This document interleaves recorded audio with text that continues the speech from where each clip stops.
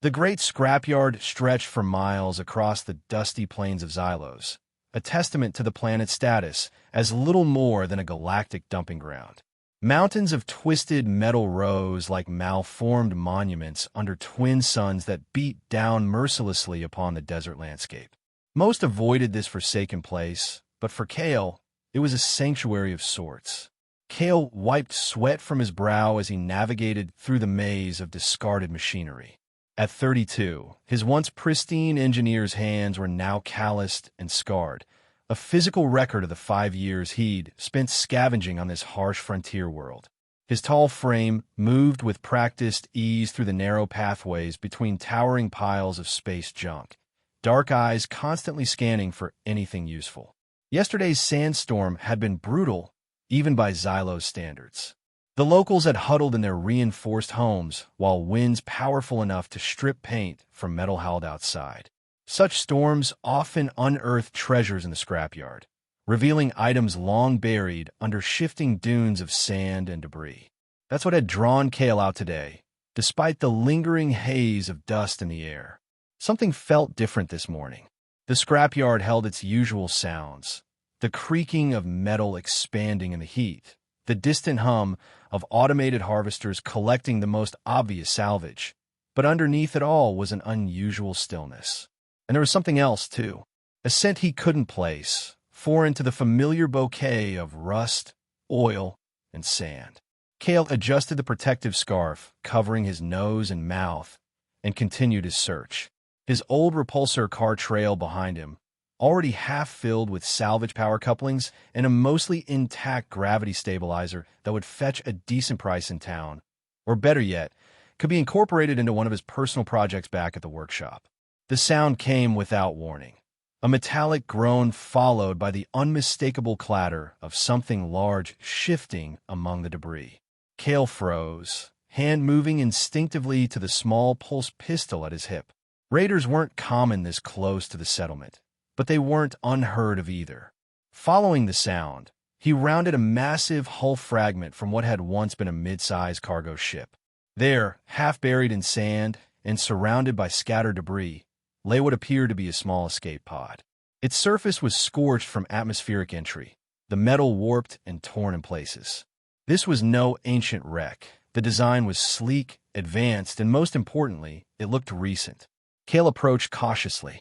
Fresh crashes were rare and valuable, but also dangerous.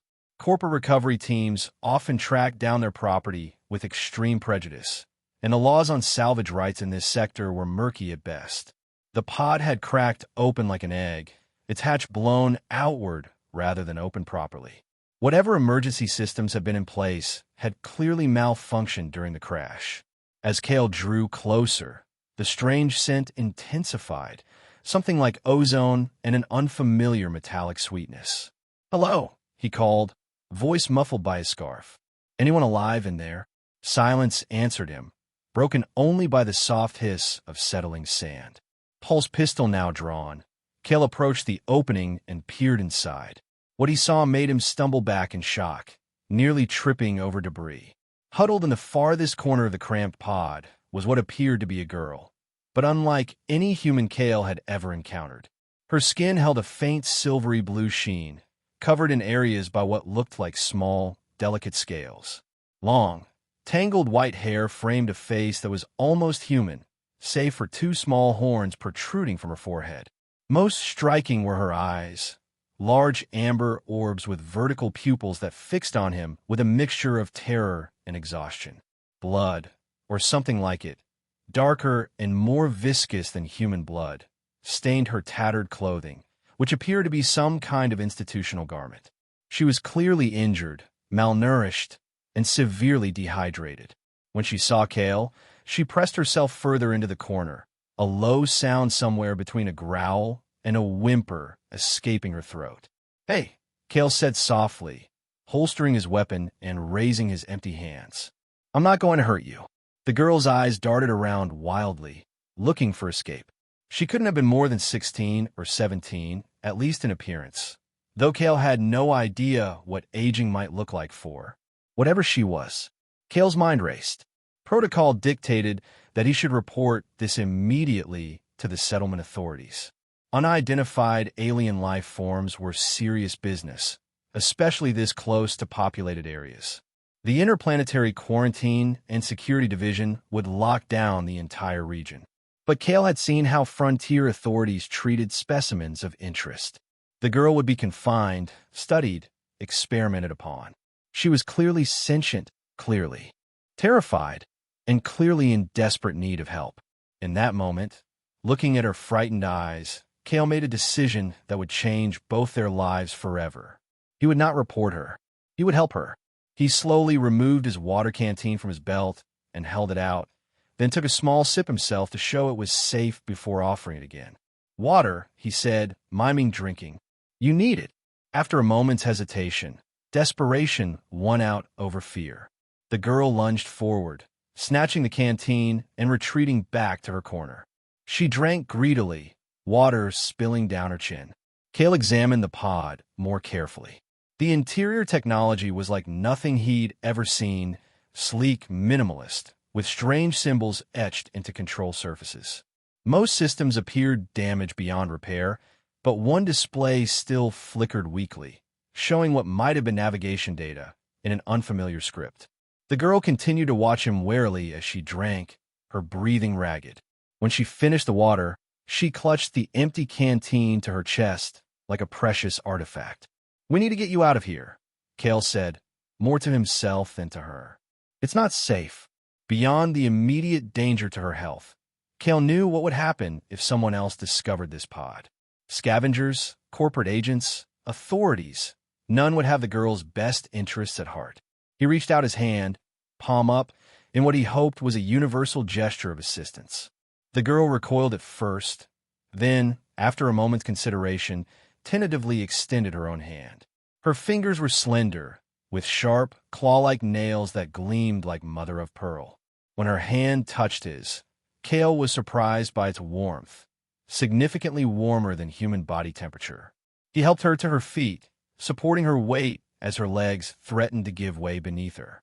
"My workshop isn't far," he said, knowing she couldn't understand, but hoping his tone conveyed reassurance. "We need to move quickly." He helped her out of the pod and onto his repulsor cart, clearing space among the salvage. She was surprisingly light for her size, almost fragile.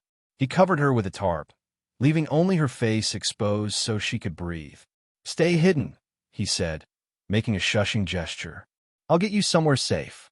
As Kale guided the cart back toward the settlement, his mind raced with questions. What was she? Where had she come from? How had she ended up in that pod? But one thing was clear. He had just made himself responsible for a being who was likely the most valuable discovery in this sector in decades. And that made them both targets. The fringe settlement of Dust Haven came into view as Kale crested a small rise. Unlike the sprawling, gleaming metropolises of core worlds, Dust Haven was little more than a collection of prefabricated structures and repurposed ship parts, all arranged in haphazard clusters around the planet's small mining operation. The settlement's name was optimistic at best, ironic at worst. There was dust in abundance, but precious little haven to be found. Kale navigated carefully through the settlement's outskirts, avoiding the busier central thoroughfare. His workshop sat at the very edge of town, which suited him perfectly. Fewer neighbors meant fewer questions. The single-story structure had once been a storage facility. Kale had purchased it for a fraction of its worth after the previous owner had fallen afoul of local loan sharks. He'd spent years modifying it, adding security measures and converting the interior into both living quarters and a functional repair shop. The exterior remained deliberately shabby, deterring the interest of thieves and tax collectors alike. Kale punched a complex sequence into the entry pad, glancing nervously around to ensure they weren't observed. The girl remained still beneath the tarp, though he could sense her tension. The door slid open with a hydraulic hiss, and Kale quickly maneuvered the cart inside. Only when the door had closed securely behind them did he remove the tarp. The girl blinked in the workshop's dim lighting, her unusual eyes slowly adjusting. She remained in the cart, clearly too weak to attempt escape, but her gaze darted around, taking in the cluttered space with what appeared to be wary curiosity. "Home sweet home," Kale muttered, engaging additional security measures with a few taps on his wrist device. At least for now. The workshop was a testament to Kale's engineering background and current profession. Workbenches lined the walls, covered in tools and partially completed projects. Shelves overflowed with salvage components categorized in a system only Kale could decipher. A small alcove contained his sparse living quarters, a bed, food preparation unit, and basic sanitation facilities. Kale helped the girl from the cart to his bed, where she collapsed with exhaustion. Up close, in better light, he could see the extent of her injuries, lacerations along her arms and legs, bruising across her visible skin, and what appeared to be some kind of surgical scars at the base of her neck. "I need to treat these wounds," he said, reaching for his medical kit. The girl flinched away, a low, rumbling sound emanating from her throat. Kale paused, then slowly opened the kit where she could see, removing a disinfectant spray. He applied it to a small cut on his own arm first, demonstrating its purpose. "See? Medicine. To help." After a moment's hesitation, she extended her arm, allowing him to treat the worst of the lacerations. Her skin was hot to the touch, almost feverish, but Kale couldn't tell if this was normal for her species or a sign of infection. Once her wounds were cleaned and sealed with medical adhesive, Kale brought her a container of water and some food, simple nutrient bars and dried fruit. He had no idea what she could eat, but dehydration was the most immediate concern. She sniffed the offerings cautiously before consuming them with alarming speed, clearly starving. Kale provided more, which disappeared just as quickly. "Easy," he cautioned, though he knew she couldn't understand. "Too much too fast might make you sick." As night fell outside, Kale set up a makeshift bed for himself on the floor near his workbench, giving the girl space. She watched his every move, alert despite her exhaustion. "We'll figure this out," he told her, settling onto his bedroll.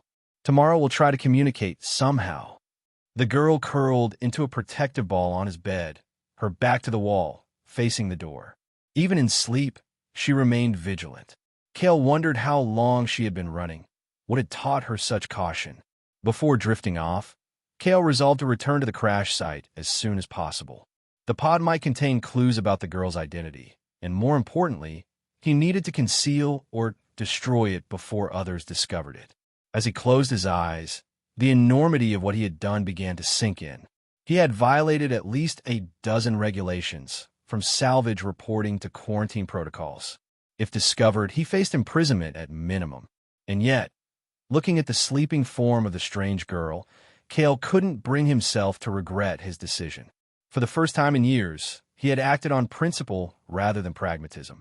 Whatever consequences came, he would face them. Morning arrived all too quickly on Xylos, the twin suns blazing through the workshop's small, reinforced windows. Kale woke to find the girl already awake, sitting upright on the bed, watching him with those strange amber eyes. "Good morning," he said, sitting up slowly to avoid startling her. The girl tilted her head, studying him. After a moment, she opened her mouth and produced a sound that was clearly an attempt to mimic his greeting. "Gee, good morning." Kale blinked in surprise. "You can speak." She tapped her throat and made a motion with her hands that suggested difficulty or pain, then pointed to her ear and nodded. "You understand me? Or you're learning?" The girl held up one finger, then two, then shrugged. "A bit of both, maybe," Kale concluded. "That's incredible." Over the next few days, a routine of sorts developed. Kale continued his salvage work, needing to maintain appearances and procure supplies, but kept his excursions brief. The girl remained hidden in the workshop, growing stronger with each passing day as she recovered from her ordeal. Her ability to absorb language was extraordinary. Within 3 days, she could understand basic commands and questions. By the 5th day, she was forming simple sentences of her own, her voice lilting and musical despite its occasional rasping quality. "Name?" she asked on the 6th morning, pointing to Kale. "I'm Kale," he replied, tapping his chest. "Kale Vega." She repeated it carefully, then pointed to herself. Lyra, she said. The word seemed to carry weight, as though it held meaning beyond just a name. Lyra, Kale echoed. Is that your name, or your species? She considered this, then tapped her chest. Me, Lyra. Communication remained challenging, but they made progress through a combination of simple words, gestures, and drawings. Kale learned that Lyra had been in the pod for an uncertain period. She struggled with conveying time, and that she had escaped from somewhere she called the White Place, which filled her with obvious terror when mentioned. Physically, her recovery was remarkable. Wounds that should have taken weeks to heal closed in days. Her strength returned rapidly, and with it came evidence of her in human nature. She could move with preternatural speed when startled. Objects near her would occasionally shift slightly without being touched when she was upset or frightened. Most notably, her body temperature fluctuated dramatically, sometimes becoming hot enough that Kale could feel heat radiating from her at a distance. Kale had managed one return trip to the crash site, where he'd gathered what functional technology he could salvage from the pod before using explosives to collapse a nearby scrap heap over the remains, effectively burying any evidence. The recovered tech was unlike anything he'd seen, advanced beyond even core world standards, with unfamiliar power signatures and materials he couldn't identify. Meanwhile, rumors had begun circulating in Dust Haven about an anomalous atmospheric event in the scrapyard sector. Corporate security vessels had been spotted in orbit, and unmarked transport ships had landed at the settlement's small spaceport. Someone was looking for something, and Kale had a sinking feeling he knew exactly what. Or rather, who. Kale returned from town one afternoon to find Lyra examining one of his repair projects, a small personal shield generator he'd been refurbishing. Her fingers traced the circuitry with surprising precision. Wrong, she said simply, pointing to a connection he'd made. What do you mean, wrong? Kale asked, setting down his supplies. She rearranged two components and adjusted a power coupling, then activated the device. The shield flickered to life, its energy field significantly more stable than Kale had managed to achieve in weeks of tinkering. How did you do that? He asked, amazed. Lyra shrugged. No things. From before. Before what? The White Place. Her expression darkened. Not talk. Not safe. Kale didn't press further. Whatever knowledge Lyra possessed, whether innate to her species or acquired through other means, it far surpassed standard engineering principles. This only confirmed his suspicion that whoever was searching for her wanted more than just an exotic specimen. That night, as they shared a simple meal, Kale noticed Lyra repeatedly glancing at a small metal figurine on his shelf, a dragon from Earth mythology, one of the few personal items he'd brought from his previous life. You like that? He asked. She nodded, then hesitantly pointed to herself. You're like a dragon. Kale asked, surprised. Lyra struggled to explain, using her limited vocabulary supplemented with gestures. Far people, old blood, mixed with new things. Make me. Kale tried to piece together her meaning. Your species resembles dragons? Or you were created, engineered, to be like one? She nodded vigorously at the second suggestion, then held out her hand, palm up. For a moment, nothing happened. Then, as Kale watched in astonishment, a small flame appeared, dancing just above her skin without burning her. Fire inside, she said softly. They want this. Make weapon. The flame extinguished as quickly as it had appeared, leaving Lyra looking drained. The demonstration had clearly cost her energy she was still rebuilding. Who are they? Kale asked, though he already suspected the answer. Aegis, she whispered, the word filled with fear. White coats. Tests. Pain. Aegis Dynamics. One of the largest military-industrial conglomerates in the galaxy, notorious for pushing ethical boundaries in weapons development. If they had created Lyra as some kind of biological weapon or enhanced soldier, they would stop at nothing to reclaim their property. They won't find you, Kale promised, though he wasn't sure how he could guarantee such a thing. We'll figure something out. That night, Kale lay awake long after Lyra had fallen asleep, turning over possibilities in his mind. Remaining on Xylos was becoming increasingly dangerous, but leaving required resources they didn't have and would expose them to identification protocols at any official spaceport. They were trapped, at least for now. His engineering mind approached the problem methodically. They needed information, resources, and ultimately a way off planet. The first step was learning more about what exactly they were dealing with. The next morning, Kale reached out to an old contact, a former colleague from his corporate days who now worked in information brokering. He crafted a careful message, claiming to be researching potential employer backgrounds for a job opportunity, requesting any public information on Aegis Dynamics' recent projects, specifically in biological engineering. While waiting for a response, he began discreetly converting his salvage into untraceable currency, preparing for whatever might come next. He also intensified Lyra's language lessons, knowing that her ability to communicate could be crucial to their survival. Lyra, for her part, seemed to sense the growing tension. She began to help more actively around the workshop, applying her mysterious knowledge to improve efficiency of various systems. She revealed more about her abilities: limited telekinesis with metallic objects, resistance to extreme heat, and enhanced healing, but also their limitations. Using these powers exhausted her quickly, and strong emotions could trigger uncontrolled manifestations. Once angry, hot inside, she explained one evening, making an expansive gesture with her hands. Burn room. Scientists afraid. More tests after. Kale winced at the implication. They push you to see what you could do. She nodded. Want weapon. Not person. 3 days later, disaster struck. Kale returned from supply run to find his security system disabled and the workshop door forced open. Inside, the space had been ransacked, equipment scattered and broken. Lyra was nowhere to be found, but signs of struggle were evident. Scorch marks on one wall, blood on the floor that wasn't entirely human in composition. In the center of the room lay a small object that made Kale's blood run cold. A military-grade tracking device, deliberately left as a message. They had found them. They had taken Lyra, and they wanted Kale to know it. Rage and guilt warred within him. He should have been more careful, should have moved them sooner. As he surveyed the destruction, a flicker of movement caught his eye, a blinking light on his communication terminal, indicating a received message. It was from his information broker contact, containing exactly what he'd requested: public records on Aegis Dynamics. But attached was a personal note: whatever you're involved in, get out now. This search pattern triggered flags. Aegis has a black site facility on Xylos, coordinates attached. They don't take kindly to inquiries about Project Draco. Good luck. Project Draco. The name couldn't be coincidental.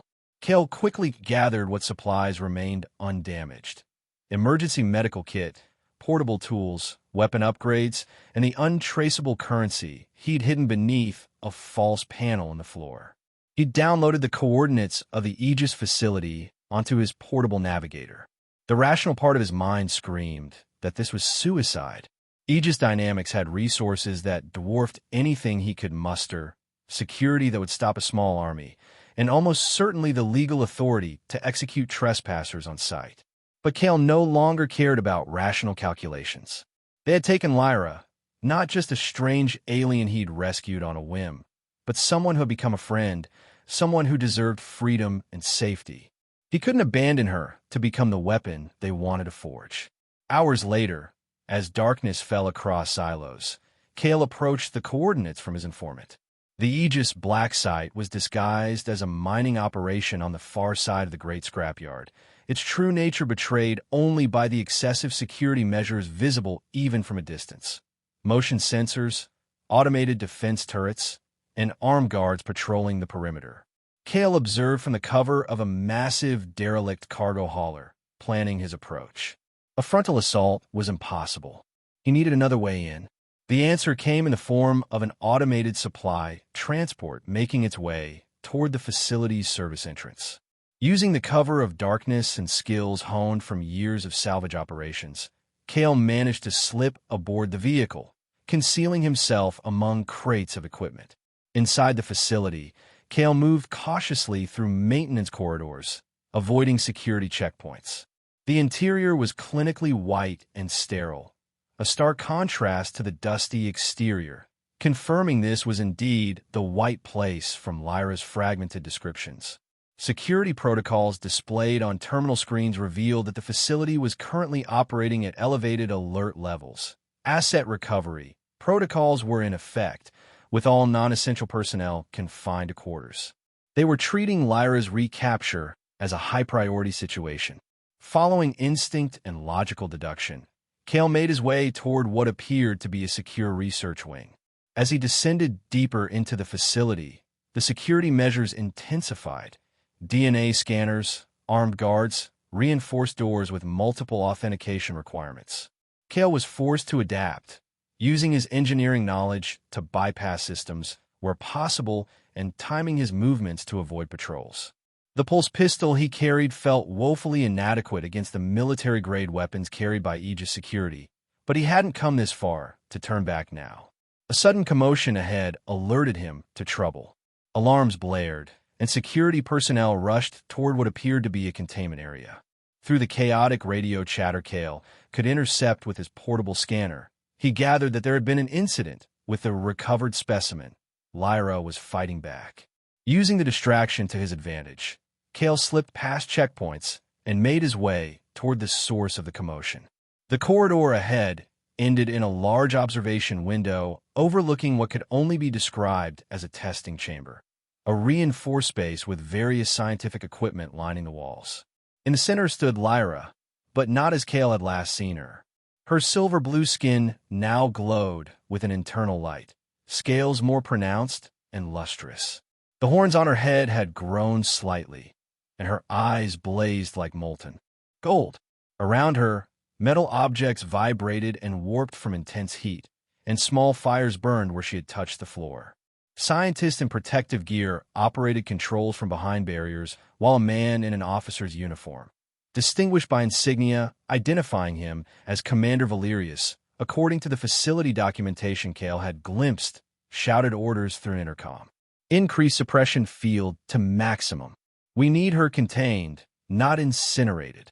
Dr. Mercer, prepare the neural inhibitor. Lyra screamed, a sound that was both human and something else, something ancient and powerful. The observation window in front of Kale vibrated with the force of it. Inside the chamber, equipment began to melt, and the scientists retreated in panic as containment measures failed.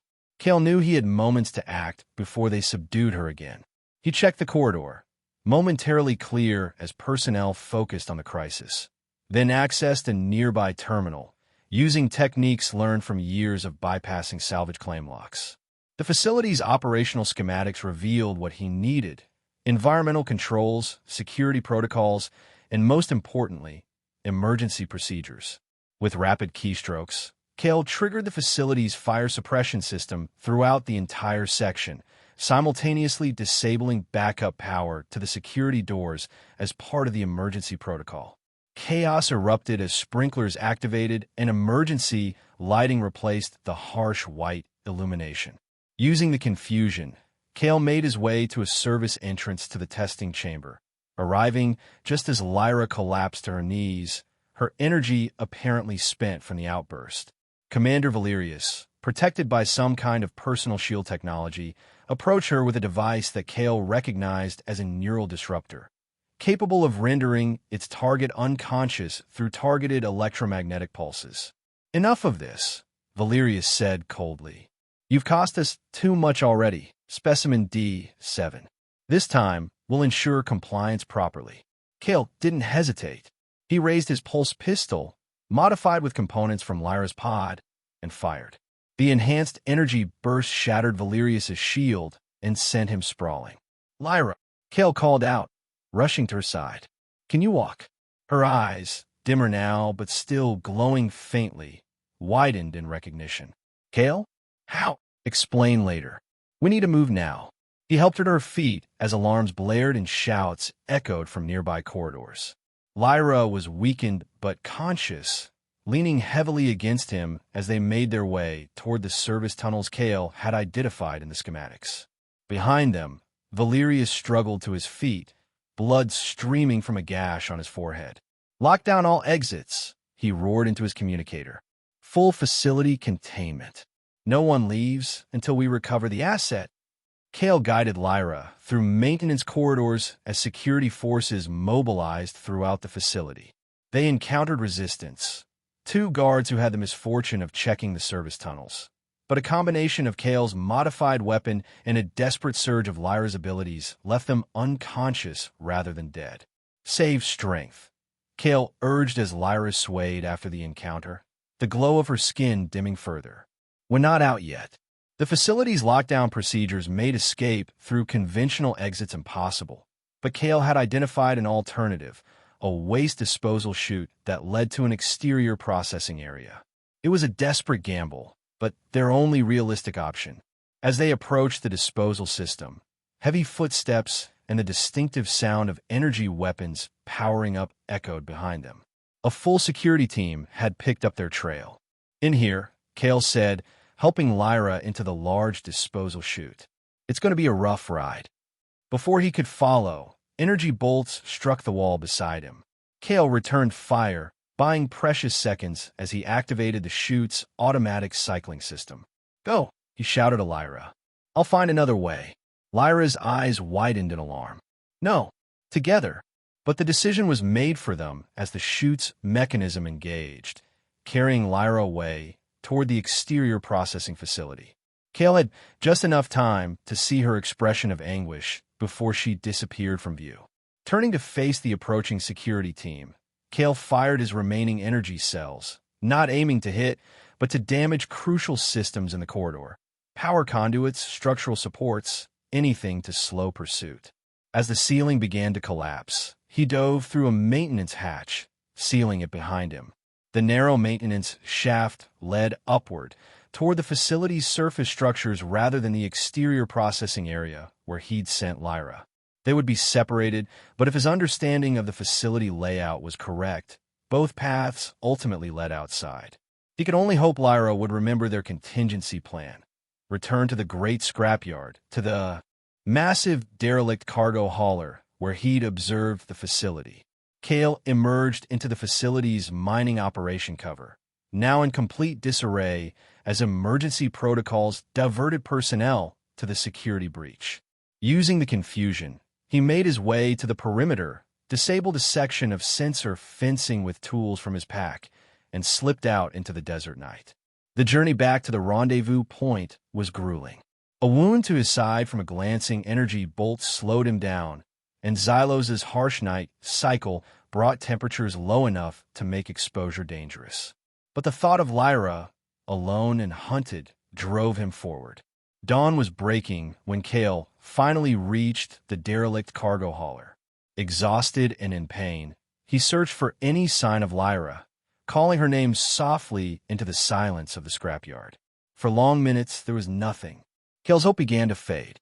Had she been recaptured? Lost in the desert? Unable to remember where to go? Then, a shadow moved among the twisted metal, and Lyra emerged from hiding. She looked different. Her institutional garments replaced with a technician's uniform likely taken from the processing facility. Her white hair tied back, her horns partially concealed. But her eyes, those distinctive amber eyes, were unmistakable. They embraced without words, the shared ordeal creating a bond beyond language. "Thought lost you," Lyra said finally, her voice hoarse. "I made a promise," Kale replied simply. "Now we need to move. They'll be searching." Indeed, the distant hum of search vessels was already audible, growing closer. Aegis would not abandon their pursuit easily. "Where go?" Lyra asked, looking around at the barren landscape that offered little refuge. Kale smiled grimly. "I've been working on something. Before they took you." He led her deeper into the derelict hauler, to a concealed compartment he'd discovered during his initial reconnaissance. Inside sat what appeared to be a small shuttle, damaged and ancient, but fundamentally sound. It was a salvage project he'd been quietly working on for months, initially as an escape plan from debt collectors, now repurposed for a far more urgent need. "Not finished," he admitted. "Needs work, but can fly." Lyra studied the vessel with knowing eyes, then nodded. Can help. No ships. Over the next 2 days, they worked feverishly to complete the shuttle's repairs, hiding when search vessels passed overhead. Lyra's knowledge proved invaluable. Her understanding of propulsion systems and energy management far exceeded Kale's practical experience. Together, they transformed the derelict craft into something space-worthy, if not exactly comfortable. Kale scavenged fuel cells from abandoned mining equipment, while Lyra reconfigured the navigation system using components from her pod that Kale had salvaged before her capture. Neither spoke much during their work, focused entirely on survival. As the second night fell, they heard what they had been dreading, the distinctive sound of ground transport vehicles approaching the scrapyard. Aegis had expanded their search to include ground units. Time to go, Kale said, sealing the shuttle's access hatch. Ready, Lyra nodded, taking the co-pilot's seat beside him. Where go now? It was a question Kale had been pondering since their escape. Aegis Dynamics had reach throughout corporate space. Core worlds were out of the question. Their identification protocols were too stringent. Frontier worlds offered more anonymity, but fewer resources. There's a free trading station in the Viridian cluster, he said finally. Technically independent. Lots of people looking to disappear. We can start there, figure out our next move. The shuttle's engines coughed to life, systems initializing with a series of alerts that Kale and Lyra quickly addressed. As the craft rose shakily from its hiding place, searchlights from ground vehicles swept across the scrapyard, zeroing in on their position. They see us, Lyra warned unnecessarily. Let them look, Kale replied, engaging the main thrusters. The shuttle surged forward, climbing rapidly toward the night sky as energy weapons from the ground vehicles fired uselessly at their already distant form. Breaking atmosphere was rough, the shuttle shuddering violently as Kale pushed its patchwork systems to their limits. Warning indicators flashed across the console, but Lyra's quick adjustments kept them from becoming critical failures. As the blackness of space enveloped them, a larger threat appeared on their scanners, an Aegis Dynamics patrol vessel moving to intercept. Its weapons systems outclassed their shuttle by orders of magnitude. They're hailing us, Kale noted as a communication request flashed on the console. Want us to surrender. Lyra's eyes narrowed, the amber darkening to a burnished gold. Not go back. Never. Kale nodded in agreement, plotting an evasive course that would take them dangerously close to a debris field. The remnants of an old space battle that orbited Xylos like a deadly ring. The patrol vessel followed, closing distance with alarming speed. Energy rising, Lyra warned suddenly, looking down at her hands. The familiar glow was returning to her skin, scales becoming more pronounced. Not control well. Can you focus it? Kale asked, an idea forming. Like you did with the shield generator? She understood immediately. Placing her hands on the shuttle's power distribution panel, Lyra closed her eyes. The glow intensified, flowing from her fingertips into the ship's systems. Warning lights flashed, then stabilized as the shuttle's engines suddenly roared with increased output. Hang on, Kale called, engaging a maneuver that should have torn their patchwork craft apart. The shuttle plunged into the debris field at speeds it was never designed to achieve, threading between massive fragments of destroyed vessels. Behind them, the Aegis patrol craft hesitated at the field's edge, unwilling to risk the same dangerous approach. By the time they emerged from the other side of the debris field, their pursuers had fallen behind, giving Kale just enough time to program the NAV computer for a series of rapid jumps using the coordinates he'd memorized, a zigzagging path that would make tracking them nearly impossible. As the shuttle's jump drive engaged, casting strange lights across the cockpit, Kale turned to find Lyra slumped in her seat. The glow faded from her skin, exhaustion evident in every line of her body. You did it, he said softly. We're free. She managed a weak smile. For now. They hunt still. Let them. Kale replied with more confidence than he felt. The galaxy's a big place. As the stars stretched into lines around them, marking their entry into jump space, Lyra looked out at the cosmos, with wonder replacing fear in her eyes. She raised a hand, summoning a small flame to dance above her palm, not as a weapon, but as a gentle light in the darkness. What happened now? She asked. Kale considered the question. They were fugitives with limited resources, pursued by one of the most powerful corporations in the galaxy. Lyra still had much to learn about controlling her abilities and understanding her own nature. There would be countless challenges ahead. Now, we find out who you really are, he said finally. Not what they made you to be, but who you choose to be. And we find others who can help. There have to be people out there who would stand against Aegis. Lyra extinguished the flame, her expression thoughtful. Find others like me? Possible. I don't know, Kale admitted. But we can look. As the shuttle hurtled through jump space toward an uncertain future, Kale realized that despite everything, the danger, the loss of his home, the knowledge that they might spend their lives on the run, he felt more alive than he had in years. He had purpose again, something beyond mere survival. Beside him, Lyra had fallen asleep, her features relaxed for the first time since he'd found her in that crashed pod. Whatever she was, engineered weapon, alien hybrid, or something else entirely, she deserved the chance to discover her own path, and he would help her find it, whatever the cost. The shuttle's systems hummed steadily as they traveled toward the Viridian cluster, two unlikely companions united by circumstance but continuing by choice. Behind them lay Xylos and the wreckage of their old lives. Ahead lay uncertainty, danger, and possibility. For now, that was enough.